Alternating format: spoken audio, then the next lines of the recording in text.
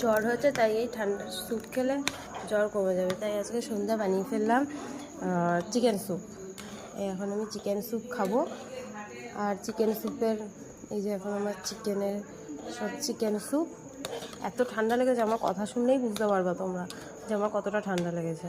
তো এই জন্য এখন আমি বানিয়ে ফেলেছি চিকেন স্যুপ। এখন আমি খেয়ে নেবো।